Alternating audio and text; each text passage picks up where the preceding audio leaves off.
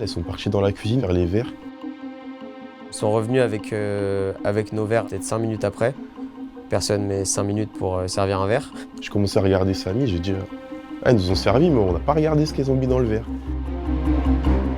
Je me rappelle avoir bu quelques gorgées et après le reste, absolument aucun souvenir.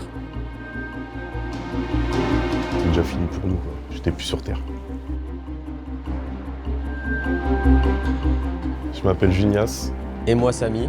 Et on s'est fait droguer et dépouiller par notre date Bumble en Colombie.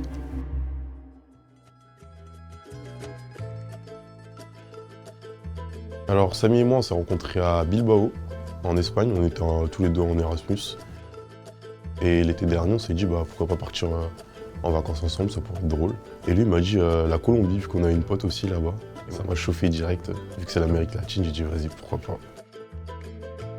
Je suis parti avec Junias parce que c'était clairement le seul gars chaud pour aller en Amérique latine. Parce qu'en général, les autres, ils étaient un peu sur les fameux clichés de « ouais, c'est dangereux, ouais, il n'y a que de la drogue, des cartels, etc. » En allant en Colombie, on cherchait à faire du tourisme, à visiter le pays. Et aussi, on va pas se mentir, on est jeunes, faire la fête, parler à des filles, profiter de la vie, quoi.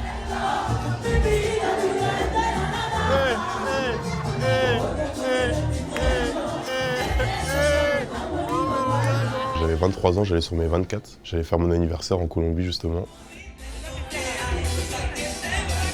La Colombie, déjà, c'était ma première fois en Amérique latine. Et on était grave excités avec Samy, on attendait ça depuis des mois. On est arrivé le 3 août à Bogota et on est resté tout simplement 2 jours à Bogota.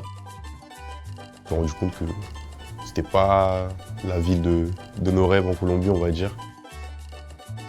Du coup, on prend un billet pour Medellín directement le lendemain. Medellín, on savait qu'on allait être clairement là pour faire la fête. Je suis heureux, on attend que ça. Franchement, Medellín, moi, c'est la ville numéro 1 que je voulais faire en Colombie. On est arrivé à Medellín en fin d'après-midi à l'aéroport. L'aéroport, il est un petit peu éloigné de la ville en elle-même, donc ce qui fait qu'on a pris un Uber. On a pu sympathiser et parler pas mal avec notre chauffeur. On s'est rendu compte qu'il était grave dans le même délire que nous et tout. Du coup, on a pris ses contacts. C'était lundi, on s'est dit mercredi, tu viens chez nous et je fais visiter la ville. On a pris un Airbnb à Laureles. L'appartement, franchement, il était magnifique. Il y avait 3 chambres. On faisait exprès de prendre des Airbnb à 3 chambres. C'était pour mettre nos valises et nos affaires de valeur dans une chambre et la fermer à clé au cas où on ramenait des personnes. C'était plus par question de sécurité.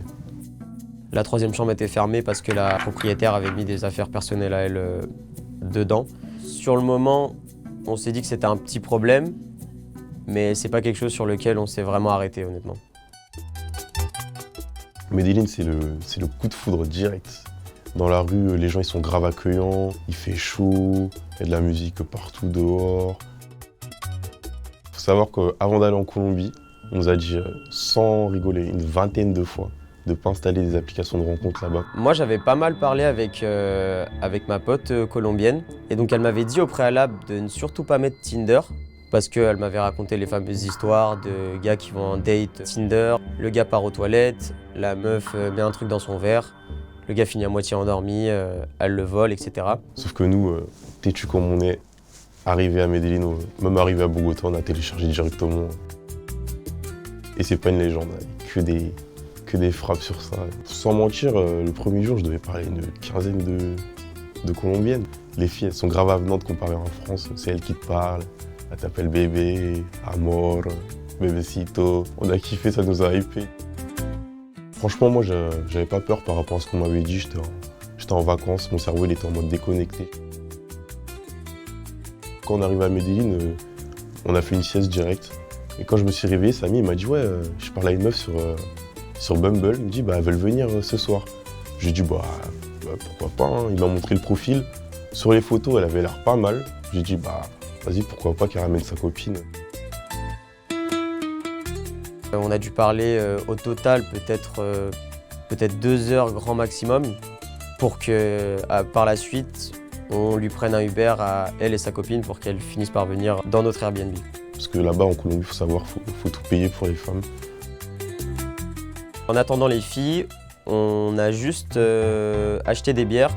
Parce que moi je déteste la bière, mais j'ai dit pourquoi pas, je vais le faire pour Samy, pour qu'il parle à son match. Moi j'occupe sa copine. Mon objectif, c'est tout simplement de voir si elles me plaisent vraiment déjà en vrai, et pourquoi pas concrétiser. Elles sont arrivées vers 22 h. C'était la grosse surprise. Elles ressemblaient pas du tout à leurs photos. Hécatombe. Une mauvaise surprise. Mais vu qu'elles étaient déjà là, on s'est dit on a déjà payé l'Uber, elles sont là, il y a l'alcool. On fait connaissance, on verra où ça nous mène. Les filles, physiquement, c'était un petit peu le cliché des latinas. C'est-à-dire qu'elles avaient les cheveux bruns, voire même noirs. Elles avaient toutes les deux des longs ongles. Elles étaient parfumées, maquillées. C'était vraiment apprêté comparé à moi et Samy. On était vraiment en pyjama, en détente. Au début, c'était un peu timide, on va pas se mentir. Après, on a commencé à ouvrir les bières, on a bu, ça s'est détendu. Donc il faut savoir que les filles, elles étaient vraiment incultes concernant l'Europe, ou du moins elles faisaient comme si elles l'étaient. Donc elles nous demandaient de leur montrer à quoi ressemblait l'Europe. Et ce qui fait qu'à chaque fois qu'on leur donnait notre téléphone et qu'elles passaient de photo en photo sur nos téléphones, elles faisaient semblant de ne pas avoir fait exprès de verrouiller notre téléphone. Et ce qui fait qu'à chaque fois on devait le déverrouiller devant elles et qu'à plusieurs reprises on a tapé notre code de verrouillage devant leurs yeux. Ce qui fait qu'elles ont probablement dû le retenir au bout d'un certain moment. Juste à un moment, j'ai dit à Samy, mais je lui dis en français, mais elles sont bêtes ou quoi? Elles font que de verrouiller le téléphone. Et il me dit, ouais, je sais pas. Franchement, à ce moment-là, on a vraiment pas tilté. On s'est dit, peut-être c'est avec les ongles, elles font pas exprès, elles appuient et ça se verrouille. Du coup, nous, on déverrouillait sans se douter de rien. C'est 2 jours après, quand je me suis réveillé, que je me suis dit, en fait, elles étaient pas si bêtes que ça. Après qu'il nous soit arrivé ce qui nous est arrivé, qu'on s'est rendu compte qu'en fait c'était clairement une technique pour avoir notre code. Pendant la soirée, à un moment, il y avait de la drague, il y avait des danses, un peu collé serré, on va pas se mentir. En sachant qu'on avait acheté des bières au début pour la soirée, des bières qu'on a vite finies, ce qui fait qu'on avait donc besoin d'alcool en plus. Le problème, c'était que la carte de Junias ne marchait pas et moi, la mienne aussi, elle ne marchait pas. Donc les filles finissent par commander d'elles-mêmes parce qu'elles se sont rendues compte que c'était la seule option. Surtout qu'au final, c'est elles qui ont fini par le payer. Donc c'est qu'elles voulaient vraiment arriver à leur fin. J'ai pas regardé ce qu'elles avaient commandé, elles ont commandé de la Baileys. Moi je connaissais pas, j'ai jamais bu ça, c'est de la liqueur de whisky, c'est un peu marron. Avec Samy, on était encore dans le salon et elles sont parties dans la cuisine vers les verres. Nous, à côté de la cuisine dans l'appartement, il y avait une salle de bain. J'avais remarqué au bout d'un moment qu'elles allaient dans la salle de bain. J'avais pas remarqué avec le verre. Et à mon avis, je pense que c'était là-bas du moins qu'elles ont commencé à mettre quelque chose dans notre verre. Elles sont revenues avec nos verres peut-être 5 minutes après. Personne met 5 minutes pour servir un verre. Avec 2 verres chargés à ras-bord. Franchement, même j'étais choqué. Baileys, j'en ai quand même bu plusieurs fois dans ma vie, je sais que ça se boit absolument pas comme ça. Donc là, je regarde Junias et je me dis, putain, bizarre quand même. Et je me suis pas non plus arrêté dessus parce que je me dis à tous les coups, elles connaissent pas le Baileys, elles ont servi un peu n'importe comment. Au moment où on buvait, on n'a pas tilté, c'est après, genre à la moitié ou à un quart du verre, j'ai commencé à regarder Samy, j'ai dit, elles nous ont servi, mais on n'a pas regardé ce qu'elles ont mis dans le verre. Et avec Samy, on s'est dit, non, tranquille, en vrai, elles ont l'air sympas. Il peut rien nous arriver et tout. Au final, on a parlé trop vite. On a bu et franchement, 10-15 minutes après, j'avais déjà plus de souvenirs. Je savais plus ce que je faisais.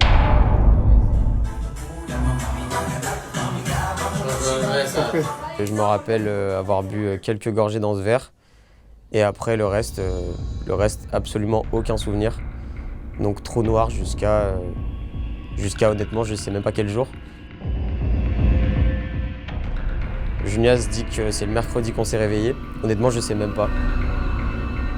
On ne sait pas précisément ce qu'elles ont mis dans le verre, mais je pense que c'était de la scopolamine, vu que c'est une drogue qui est assez répandue là-bas. La scopolamine, c'est une plante qui est facilement mélangeable avec du liquide, ce qui fait que c'est facilement dissimulable et ça se sent pas vraiment. Et ça peut être très dangereux si c'est mis en forte dose. Pendant la soirée, j'ai réussi à prendre quelques vidéos avec mon Snap. Ah merde, ah merde.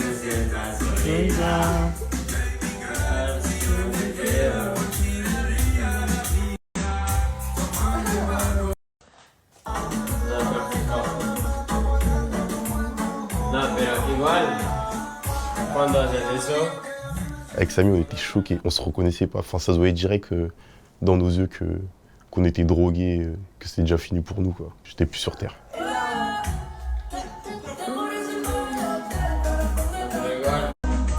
Faut savoir que les filles, elles sont venues lundi soir. Elles sont arrivées vers 22h, 23h. Et je me suis réveillé le mercredi matin, par chance. Je me suis réveillé grâce à mon Uber, le Uber du début de Medellin, Diego. Parce qu'il devait venir mercredi matin. Et par chance, ce mec est venu mercredi matin. Il a sonné pendant 10 longues minutes. Et moi, au bout d'un moment, je me réveille, accroupi sur le canapé. J'avais zéro souvenir. Vraiment, je ne savais pas si j'avais fait une sieste, si on était le matin, si on était le soir. Du coup, je me lève. Je titubais un peu, je me rappelle. Je vais ouvrir la porte et je vois Diego. Et moi, j'étais surpris parce que pour moi, on était encore lundi soir ou mardi matin.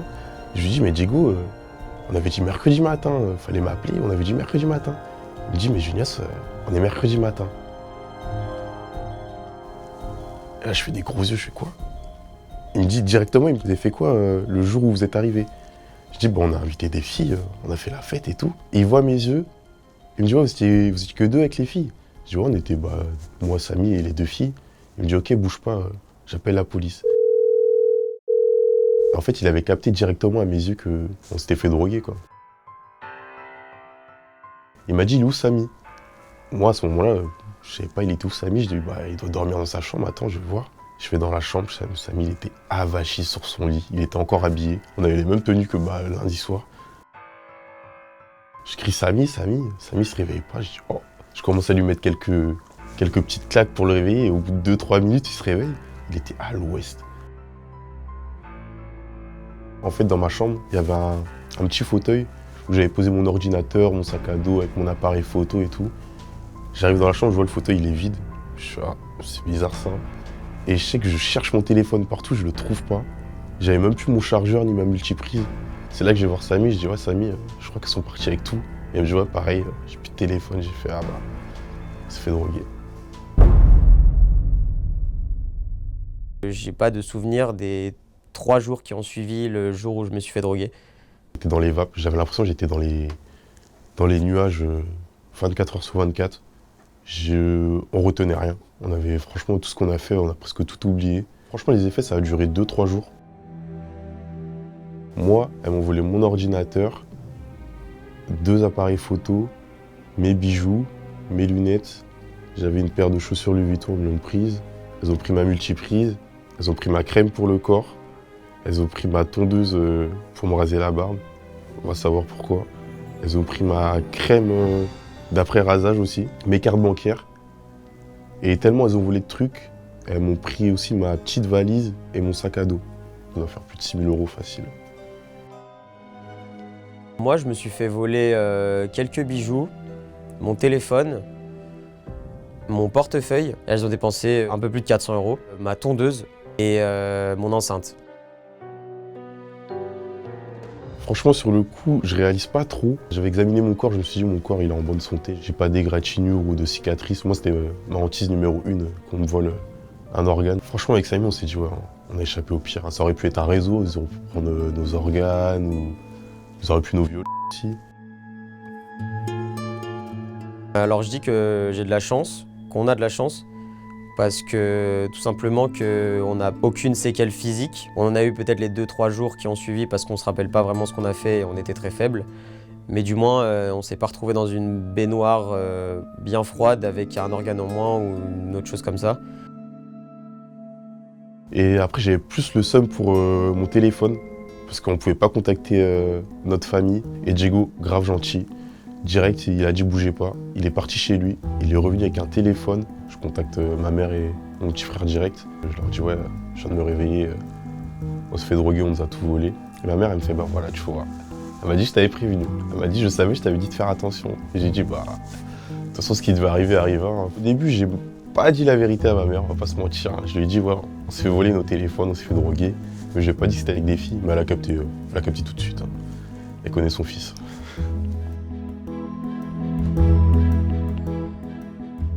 Ma mère m'a raconté qu'on était en FaceTime et elle m'a dit que j'avais l'air d'un légume.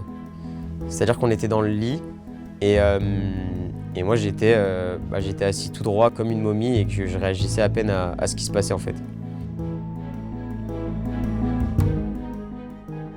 Du coup, il a appelé la police ils sont arrivés à 15.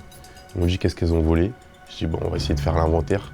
Sauf que en soi, on avait encore de la drogue dans le sang, du coup franchement, on savait pas ce qu'on faisait. Il a examiné la maison, il a pris notre déposition et tout. Il nous a dit ok, mais il faut que vous ayez porter plainte directement au commissariat. Diego il nous a dit bah, pas de soucis, je vais vous emmener là-bas et tout. Il est resté avec nous, il s'est mis en tant que témoin.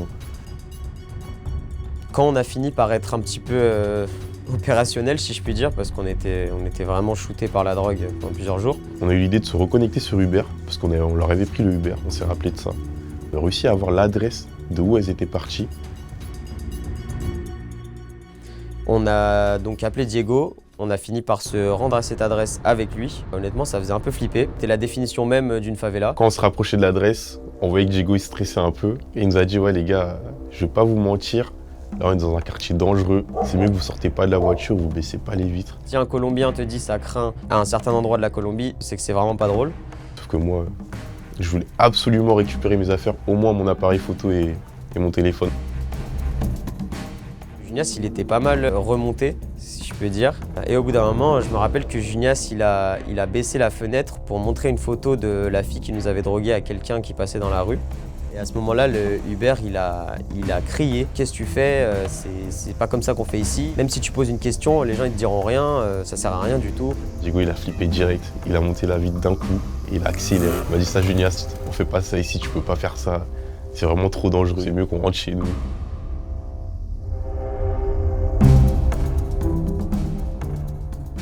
Revenir en France, ça a clairement pas traversé mon esprit. Avec Junias, on s'est dit foutu pour foutu, on reste. C'est triste à dire, mais à part la vie, il n'y a rien qui pouvait nous prendre de plus. Mes amis attendaient à ce qu'on rentre directement. Alors, je leur ai dit cash, moi je rentre pas. Je suis en Colombie, j'adore ce pays, je vais rester. Même si j'ai plus d'argent, j'ai trouvé une solution, mais je vais rester. La seule chose sympa qu'elles ont fait, c'est qu'elles nous ont volé, mais elles ont pris le soin d'enlever le passeport de... Moi, mon passeport était dans mon sac à dos et de le poser sur ma table de chevet. Et elles ont fait pareil avec Samy. C'est la seule chose de bien qu'elles ont fait ce soir-là. Perdu pour perdu, autant qu'on sorte. Ça veut dire que le soir même, le soir où on s'est réveillé, on était en boîte de nuit. Mais on n'a pas retenu la leçon. On faisait que de ramener des filles et des gars à la maison. Les 18-17 jours qu'on suivit, tous les soirs on était dehors et c'est jamais rien passé. On aurait dû écouter les gens qui nous disaient de ne pas installer les applications de rencontre.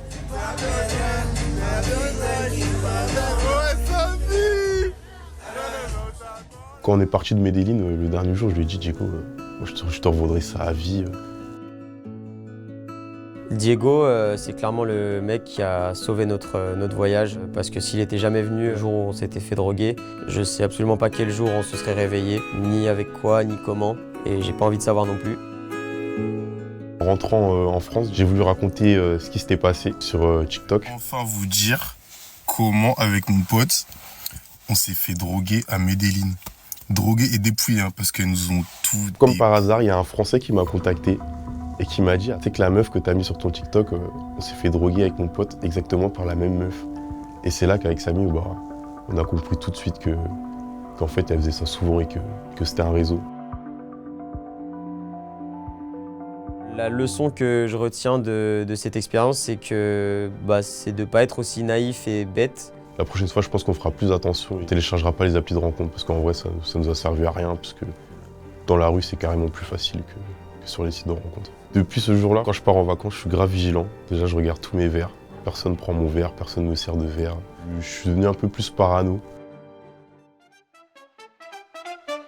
Comme conseil à quelqu'un qui veut partir en Colombie, je dirais tout simplement qu'il y a énormément de choses à faire et qu'il devrait les faire, ces choses-là. Simplement que si c'est un homme qui ne mettent pas d'appli de rencontre et qui rencontrent simplement les gens dans la rue parce que les gens dans la rue sont très gentils. Que ce soit si tu as envie de parler à une fille ou si tu as juste besoin d'un renseignement. Viva Colombia! Arrêtez de sourire comment.